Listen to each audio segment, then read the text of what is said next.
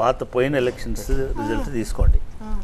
అప్పుడు బీజేపీకి ఎంత శాతం ఓట్లు వచ్చినాయి ఆంధ్రప్రదేశ్ పార్లమెంట్లో, ఈవెన్ పవన్ కళ్యాణ్ గారికి ఎన్ని సీట్లలో పోటీ చేసినారు, ఎంత పర్సెంటేజ్ వచ్చింది అని తీసుకోండి. దాన్ని బేరీజ్ వేసుకొని చంద్రబాబు నాయుడుకు ఎంత పర్సెంటేజ్ వచ్చిందో కూడా తీసుకోండి. గత ఎన్నికల్లో రఫ్ డేటా ప్రకారం 40% తెలుగుదేశం, 6% జనసేన, 6.5%, 0.6% నేనేమంటున్నానంటే ఇవాళ విజయంలో కూడా డ్యూ క్రెడిట్ అదే రేషియోలో ఇవ్వాలి. చంద్రబాబు నాయుడే మేజర్ పాయింట్ దగ్గర రాజమండ్రి జైలు దగ్గర చంద్రబాబు నాయుడు అరెస్ట్ అయినప్పుడు పవన్ కళ్యాణ్ వెళ్ళి మద్దతు ఇవ్వకపోతే ఆ రోజు తెలుగుదేశం పార్టీ శ్రేణులు డిసప్పాయింటెడ్, డిమోరల్ అయి ఉన్న సిచ్యువేషన్ కి only because of Pawan Kalyan నిలబడ్డారు కాబట్టి ఆ రోజు నిలబడింది. తెలుగుదేశం వాళ్ళని అడగండి, తెలుగుదేశం వాళ్ళు కూడా ఒప్పుకుంటారు. ఒకటి, ఈ ఎలక్షన్ లో ఆంధ్రప్రదేశ్ ఎలక్షన్ లో Pawan Kalyan is the game changer.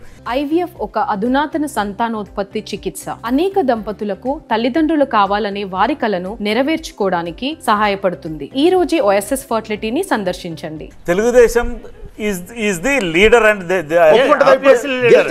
Telugu Desam ఒప్పుకుంటుందా గేమ్ చేంజర్? కాక Pawan Kalyan game changer. Wave మాత్రం చంద్రబాబుకు ఫేవరబుల్ గా జరిగింది. చంద్రబాబు అయితే ఒక లెర్నింగ్ ఉంది తెలుగుదేశానికి. తెలుగుదేశం పుట్టి బుద్ధిరిగి మొదటిసారి ఎలక్షన్ లో ఎవరు పొత్తు లేకుండా వెళ్తే పోయినసారి ఇలాంటి రిజల్ట్ వచ్చింది. అంచేత తెలుగుదేశం పర్మనెంట్ గా ఎవరో ప్రొఫెసర్ గారు వారు అన్నట్టుగా ఇప్పుడు పర్సెప్షన్ ఏంటి? అప్పుడు తెలుగుదేశం ఉన్న పరిస్థితుల్లో పవన్ కళ్యాణ్ ఉదాహరణకు బీజేపీ ఫ్రాంటిక్ గా ట్రై చేసింది. ఏది పవన్ కళ్యాణ్ తెలుగుదేశాన్ని కలపకుండా తమ కలిపి తమ అటు ఆ నిర్ణయం పవన్ కళ్యాణ్ తీసుకున్నారు. పవన్ కళ్యాణ్ ఆ రకంగా గేమ్ చేంజర్ డెఫినెట్ గా కానీ మొత్తానికి ఏంటంటే పార్వతీపురం నుంచి కింద కుప్పం దాకా, ఇటు అనంతపూర్ దాకా, హిందూపూర్ దాకా మొత్తం ఒక ఎల్లో పెయింట్ అయితే వచ్చింది కదా, ఒక రకమైనటువంటి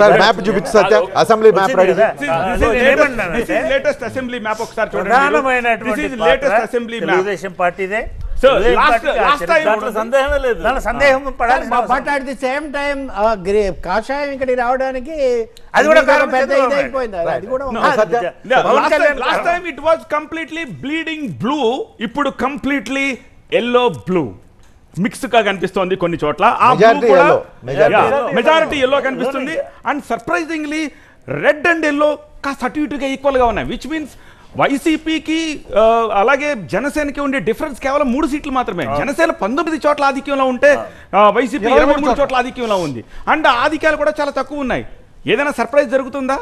ఒక సర్వే ప్రకారం జనసేనగా ఇంకా అందుబాటులో ఉన్నారు, ఒకసారి చెక్ చేస్తే ఒక సర్ప్రైజ్ చేయొచ్చు డిస్కషన్ పర్పస్. ఒకవేళ జనసేన ఇండిపెండెంట్ గా సెకండ్ ప్లేస్కి వచ్చింది అనుకోండి, ఒక గేమ్ ప్లే చేసి చంద్రబాబు నాయుడు సభానాయకుడు, నువ్వు ప్రతిపక్ష నాయకుడు.